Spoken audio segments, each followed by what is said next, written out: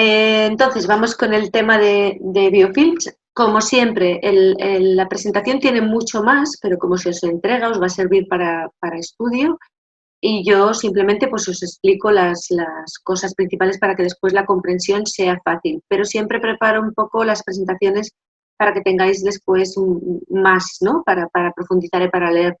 Si no, solo con esta presentación podríamos pasar unas cuantas horas, la verdad, porque es un mundo muy interesante. Eh, el conocimiento del biofilms en mi caso ha sido decisivo porque me topaba con un muro en determinadas patologías, especialmente neurodegenerativas, y lo que me llevó a buscar esto fue precisamente el autismo.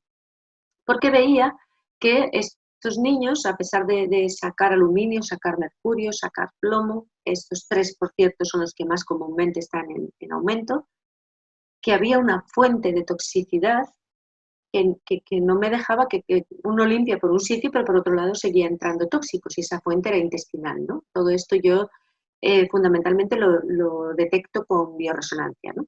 Hay cambios, hay mejoras, pero había algo que no resolvía. Y bueno, pues al final me topé con que hay una manera de vivir de los microorganismos que no era tan sencillo de resolver, excepto que pudiéramos degradar sus superconstrucciones, porque verdaderamente es una cosa impresionante. Vale. En la medida que me iba interesando en el tema de biofilms, lo iba dimensionando más, porque al final a lo que me llevó esto es a que el modelo de la infección, el modelo del planteamiento de cómo se están manejando las infecciones en medicina, creo que debería cambiar radicalmente. Las bacterias existen en la naturaleza en dos estados, bacterias planctónicas o de libre flotación y bacterias biofilm, en colonias de microorganismos sésiles, es decir, fijados a una estructura, a una base, ¿no? ¿Y qué pasa? Pues que desde tiempos de Koch todo el estudio está hecho sobre gérmenes planctónicos, en absoluto sobre biofilms. Entonces, cuando se estudia un antibiótico y su efecto sobre una infección, si estamos hablando de una infección aguda, pues probablemente funcione. Pero cuando estamos hablando de infecciones crónicas, cuando estamos hablando de disbiosis, que por supuesto cuando hay un sobrecrecimiento pues ya es crónico o mantenido mucho tiempo, pues ya lo del el abordaje terapéutico sobre bacterias de libre flotación no funciona. Buena parte de las resistencias a antibióticos probablemente estén hablando de esto. Si os dais cuenta, todo ha tendido, todo tiende, y la propia medicina lo ha llevado a ese punto, a que todo sea menos llamativo, que pierda esa respuesta aguda, pero sostenido en el tiempo. La inflamación crónica de bajo grado, las infecciones, nada, no te matan, pero queda ahí de una manera silenciosa, virus que después se reactivan, bacterias que portan virus, en fin, mil cosas, ¿no? Entonces, para el abordaje de estos temas hay que cambiar de modelo. O sea, no, yo lo que quiero con esto es un pensar diferente. La estrategia terapéutica, la mía ha sido el ajenjo. Soy muy feliz desde que lo he encontrado porque para mí esto fue, ya os digo que soy de las que me puedo levantar a las 3 de la mañana muchos días buscando y esto ha sido lo que más satisfacción me ha dado. Pero existen otras estrategias terapéuticas, o sea, no es tanto mi interés ese, sino como que se comprenda que el mundo bacteriano y el mundo de los microorganismos es muy diferente al mundo in vitro. Nada tiene que ver una bacteria cultivada en una placa a el comportamiento de la bacteria en un cuerpo humano, en un contexto. No es lo mismo una bacteria sola que una bacteria con todas las de su especie, con todos los demás reinos, con otras bacterias y en un medio. No tiene nada que ver. Es que ni siquiera la investigación se ha molestado en simular bastante un medio porque se podría haber hecho. Estudiar biofilms es complejo porque tendríamos que hacer algo así como biopsia, ¿no? O sea, como entrar al intestino y coger un poquito para llevarme la biopelícula y poderlo estudiar. Entiendo que eso es mucho más complejo, pero sí que, no sé, el hecho de conocerlo te hace comprender y te hace saber que esto que tienes aquí no es la realidad de allá, pero a lo mejor puedo hacer simulaciones o puedo no cultivar solo una bacteria, sino cultivar varias y ver cómo se comportan cuando en la placa tengo no un tipo de bacteria, sino varias, o meter más cantidad a ver su comportamiento, porque las bacterias empiezan a hacer biofilm cuando tienen un cierto número que les compensa el trabajo enorme que es construir esta estructura, tienen que haber un número de bacterias para que esto compense, ¿no? Es un trabajo, claro, es un edificio. Vale. Esto, por ejemplo, es la formación de biofilm de en Borrelia. Entonces, quizá la enfermedad de Lyme, con recursos que se tienen ahora, pero que cuesta mucho resolver, eso es un gran problema, a lo mejor si añadimos algo para degradar el biofilm, a lo mejor el Lyme puede tener más probabilidad de curación, ¿no? Esta es la teoría de biofilm en Lyme, ¿vale? Esto no tiene mucha relevancia, simplemente pues, es muy bonito leerlo, mirarlo con tiempo. Es simplemente, pues bueno, la bacteria se adhiere a una superficie. Cuando hay un cierto número de bacterias, o sea, estas bacterias empiezan a crecer y cuando hay un cierto número, pues van formando el biofilm. La materia del biofilm lo producen las mismas bacterias. Son exopolisacáridos y lo van echando hacia afuera, ¿no? Como para construir esta estructura. Forman un moco protector que les protege de todas las adversidades de su ambiente. Aquí tenéis la borrelia de manera planctónica, cuando se le da antibiótico y esto en modo biofilm. De verdad que creo que esto es importantísimo para tantas cosas y que, bueno, pues a ver si se investiga más sobre ello, ¿no? Al principio uno piensa que son determinados tipos de bacterias, pero bueno, vas buscando, investigando y te das cuenta que la facultad de formar biofilm no parece restringirse a ningún grupo concreto de microorganismos.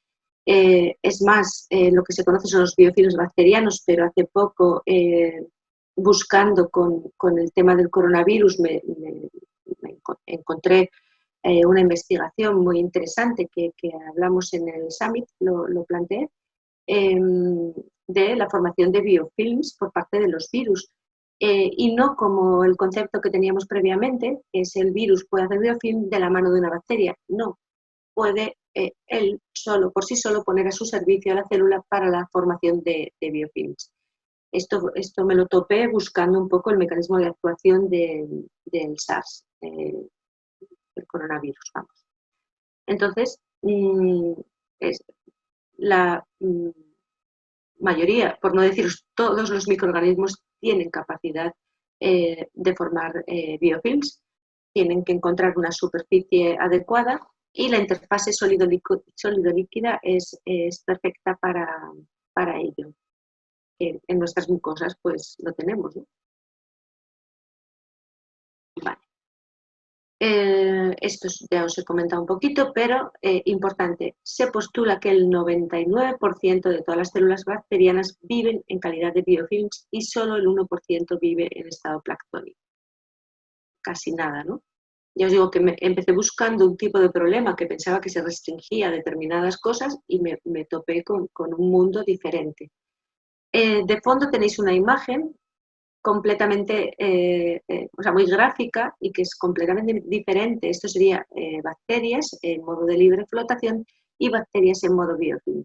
Yo creo que no hace falta explicar mucho que la estrategia, el abordaje terapéutico de este modo de vida es completamente diferente al abordaje de este modo, porque esto les protege de todo. Aquí metes el antibiótico y les resbala, así de siempre. Además, estamos trabajando con un concepto de organismo unicelular y cuando las bacterias se unen para formar los biofilms, deja de ser un organismo unicelular, sencillito, sino que ya es un organismo pluricelular.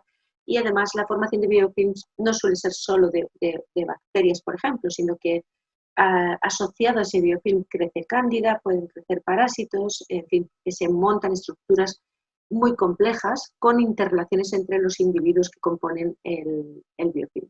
Y eso se parece más a un organismo pluricelular que a un organismo unicelular.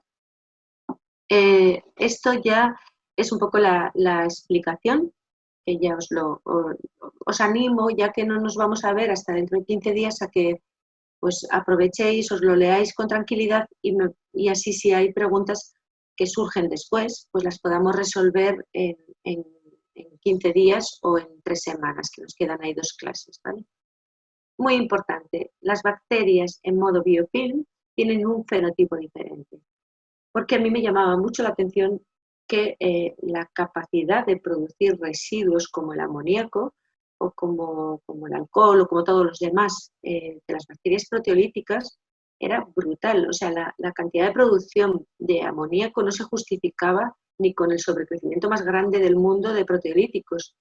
Y es que estas estructuras son fenotípicamente diferentes y sus residuos metabólicos son aún más tóxicos y tienen más capacidad de producir los tóxicos que ya conocíamos.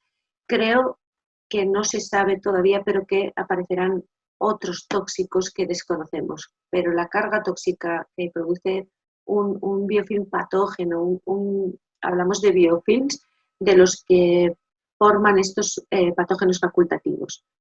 Porque, por otro lado, aquí también suele haber una dificultad con los conceptos, biofilm forman todas las bacterias buenas de nuestro intestino. Yo ahí suelo hablar más de biopelícula, para no equivocarnos en el término. Si no fueran capaces de hacer biopelícula, creo que no es imposible que se mantuviera esa constancia de distribución de los mundos microbianos en el intestino. Es decir, en el lugar donde el medio es adecuado, donde tienen los nutrientes adecuados, la temperatura, el pH y las condiciones, forman sus biopelículas. Al igual que en boca tenemos biopelícula y no es nada patológico. De hecho, antes os comentaba, cuidado con los colutorios para no degradar esas biopelículas, ¿vale? Entonces, no todo biofilm es un problema, las bacterias viven en forma de biopelículas, pero estamos hablando de cuando esos patógenos facultativos en el intestino forman superestructuras, cuando forman estos biofilms. Vale. Aquí hablamos eso de poblaciones no biofilm, que serían ¿qué peculiaridad tienen estas poblaciones, estas colonias bacterianas no biofilm? Que es muy fácil de analizar, porque la bacteria no ha hecho el cambio fenotípico, tiene el fenotipo propio de bacterias planctónicas. Estas otras bacterias que nos dan problema hacen el cambio de fenotipo. Vale. Es una estrategia de supervivencia, protege frente a fluctuaciones medioambientales, se aseguran la disponibilidad de nutrientes y facilitan la eliminación de desechos. Es decir, las bacterias en estas estructuras lo que están es rentabilizando sus recursos. Aprovechan mejor el agua y así no se deshidratan, tienen mejor disponibilidad de nutrientes. Bueno, al final es un equipo de trabajo y aprovechan bien los recursos. Y esta cercanía posibilita la transferencia de material genético. Los plásmidos. Esto nada, esto os lo miráis. Simplemente son detalles de cómo vemos constantemente biofilms y no nos habíamos planteado, como el barrillo que se forma en un jarrón, que hay flores cuando no habéis cambiado el agua, la parte resbaladiza de las piedras en un río, en fin, en las tuberías, ¿no? Cuando las tenemos que limpiar, hay biofilm de microorganismos, de bacterias. Vale. Aquí es una descripción detallada de la composición y arquitectura. Como os digo, básicamente es matriz polimérica extracelular, que la producen las propias bacterias, y luego son 97% agua, ¿vale? Nada.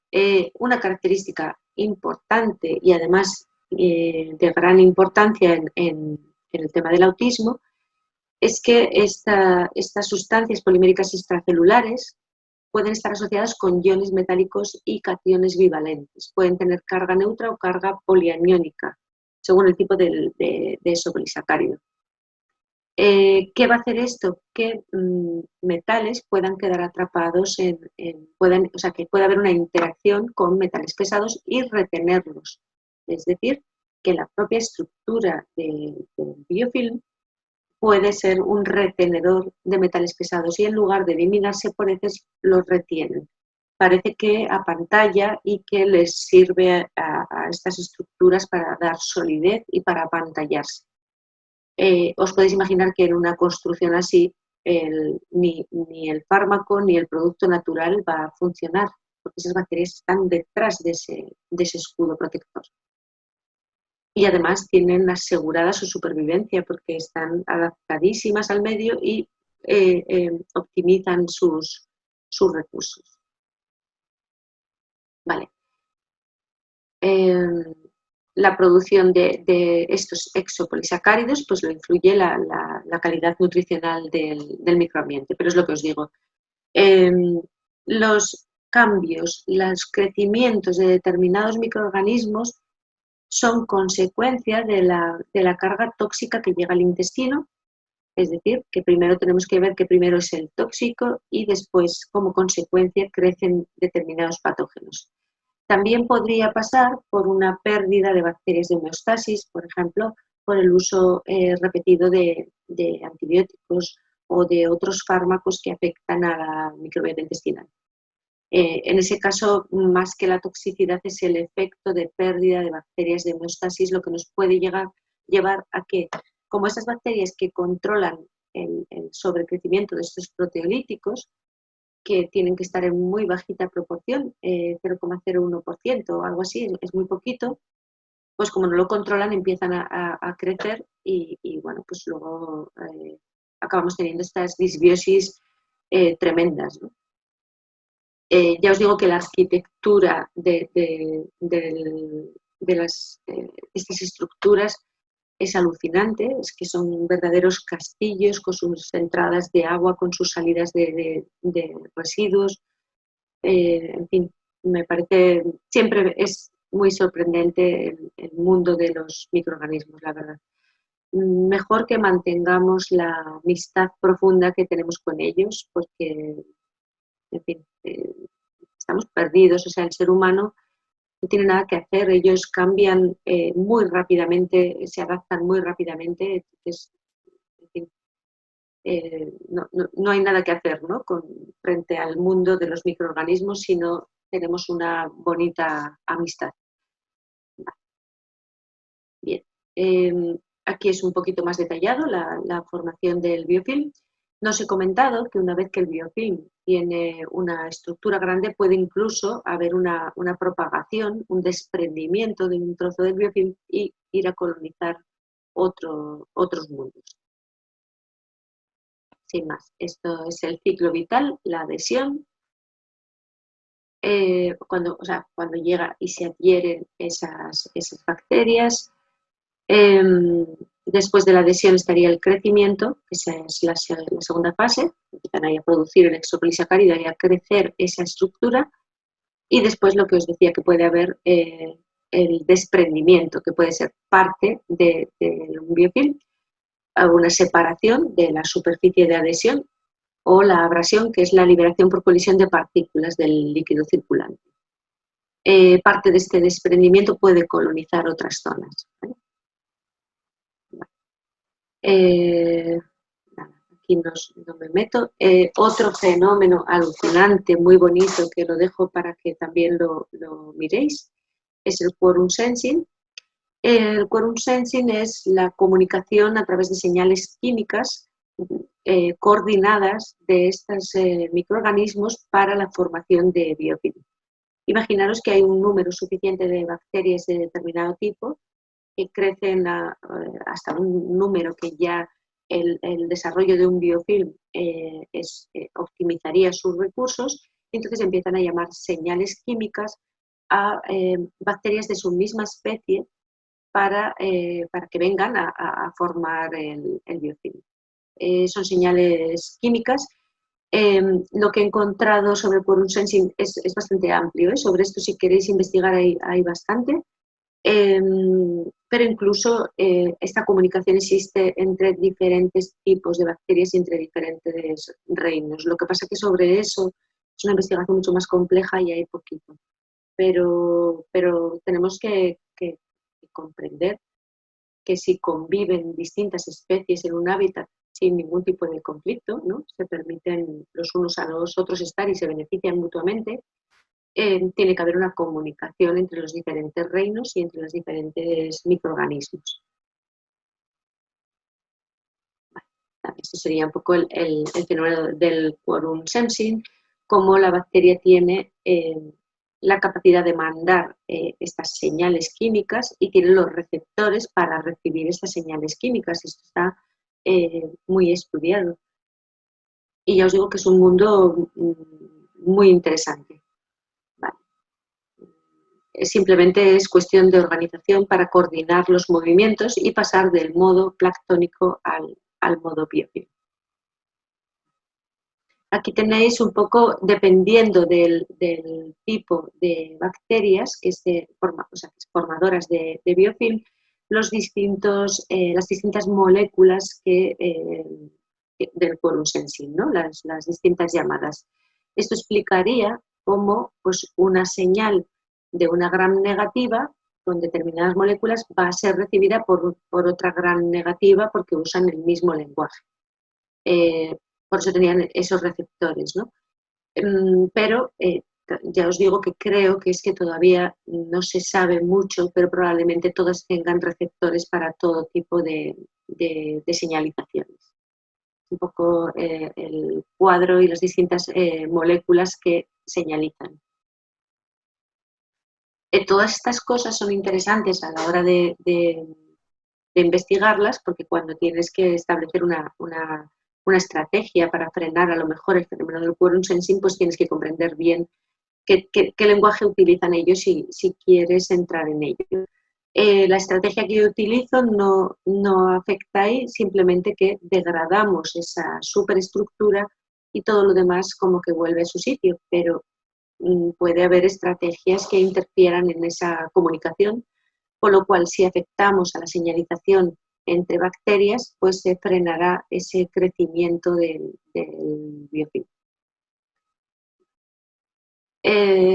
Bueno, el intercambio génico es fundamental. Estas bacterias pueden quizá cambiar su expresión en base a tomar información de fuera, los plásmidos, e incorporar datos genéticos para sobrevivir en un ambiente nuevo o desarrollar sus condiciones planctónicas y adaptarse a un medio nuevo. Se ha planteado que cepas bacterianas de importancia clínica unidas a plásmidos desarrollan biofilms más fácilmente. Por eso otra estrategia podría ser atacar o tocar por el tema de esta relación, ¿no? de incorporar plásmidos. Los antibióticos, lo que os comentaba, están diseñados con el comportamiento bacteriano in vitro, con lo cual empezamos a tener problemas en unos casos de resistencias bacterianas y en otros casos que no es una resistencia tal, sino que esas bacterias están en modo biofilm. No sé cuánto hay de resistencia bacteriana ni sé cuánto de modo biofilm, pero bueno, creo que este es un punto interesante. En este tema, Marisa, que también es compañera, creo que es docente del máster de suplementación, o al menos la he visto participar en la escuela, ella tiene mucha experiencia y muchas pruebas in vitro con los aceites esenciales y entonces hemos compartido bastante porque su trabajo de investigación in vitro con los aceites esenciales y mi trabajo, por otro lado, de búsqueda del tema de biofilms, pues han hecho que ambas trabajemos con ambas cosas, ¿no? Yo he incorporado los aceites gracias a ella, porque en principio mi estrategia era solo deshacer biofilms, pero claro, ves personas consigo que tienen tanta molestia o ves, no sé, pues que puedes acortar el camino y bueno, pues creo que hemos empaquetado conocimiento interesante entre las dos. Creo que tenéis una charla muy bonita alguna charla en la escuela sobre este tema. Bueno, Sin más, hay mucha evidencia, lo que pasa es que se dejaba solo para determinados campos, para el material que formaba biofilm, pero bueno, cada vez hay más evidencia, que os he recogido un poco sobre las infecciones sobre las que hay más evidencia. Yo tengo bastante experiencia con el tema del biofilm en microbiota intestinal, por supuesto que fue para lo que lo busqué, pero muy buenos resultados en infecciones de repetición de orina, en Helicobacter pylori, en problemas de enfermedad periodontal, en lo que más experiencia tengo en tema de trabajar sobre biofilms y que acabe con esas recidivas. También, por supuesto, en la amigdalitis, que no lo recordaba, en la amigdalitis crónica o recurrentes. Hay un punto donde es muy importante en amígdalas cavernosas y ahí hay que hacer también enjuagues.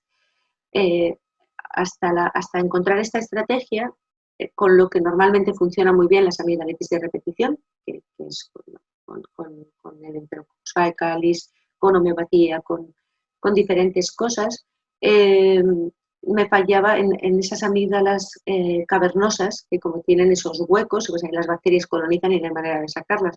Bueno, pues lo que hacen en esos huecos es biofilm, con lo cual puede funcionar esta estrategia, aunque la verdad que hay amígdalas que están ya ultra perforadas y casi es mejor quitarlas de en medio, pero sí que me ha funcionado en ese tipo de casos que eran muy, muy difícil de resolver de otras maneras, ¿no? Vale. Diversas publicaciones recientes señalan que por lo menos el 65% de todos los procesos infecciosos bacterianos o humanos podrían involucrar biofilms. Entonces, esto además no tira nada de lo otro, es decir, el que use antibiótico o el que use aceites esenciales o cualquier otra estrategia con un efecto antibiótico, el hecho de incorporar el concepto de biofilm y trabajar con la degradación de esos biofilms va a hacer que lo otro funcione mejor. O sea, sería una ampliación de la teoría de la infección, pero una ampliación inmensa de la teoría de la infección. Bueno, un poco donde se empezó a hablar de estos biofilms y eso, lo primero donde empezó a dar guerra pues es en los dispositivos médicos, ¿no? Era casi imposible mantenerlos estériles. Bueno, pues ya hablaríamos de las biopelículas del tracto intestinal, que es donde fundamentalmente yo lo he trabajado. La ventaja de la artemisia es que no va a actuar, y la ventaja de cómo son las cosas en realidad, ¿no? Cuando estamos tomando Artemisia absinthium en baja dosis, para degradar biofilms, no se va a restringir al tubo digestivo por el hecho de ir vía oral. Funciona en absolutamente todas las mucosas. Como siempre insisto, las mucosas no se trabajan de manera aislada, son un órgano y el sistema inmune de mucosas funciona como una unidad. Para bien y para mal. Para bien, pues que con un abordaje de trabajar biofilms, porque los sospecho en intestino, pues resulta que mucha gente ha resuelto infecciones de orina de repetición o infecciones de oído o en nasal. También he tenido algún caso con sinusitis crónica y, en fin, que esté donde esté esa formación de biofilm, en cualquier mucosa, cuando trabajamos con señalización y cuando trabajamos con productos de reequilibrio, de efectos amplios, pues tienen esta ventaja. Bueno, esto es un poquito también para que veáis cómo estas son biopelículas no patógenas, o sea, la formación de cómo viven en nuestra capa de mucus en formación de biopelículas las bacterias. Vale, voy a ver. Bueno, varios microorganismos han desarrollado diferentes sistemas para unirse a la mucina, que sería la primera fase de formación de biopelículas, era la adhesión. Bueno, pues las bacterias de nuestra microbiota han ido desarrollando, en la medida que hemos ido coexistiendo, diferentes sistemas para unirse a la mucina, porque para ellas la superficie de adhesión es en la capa de mucus externa, la mucina, que es la glucoproteína, el componente principal de la mucosa.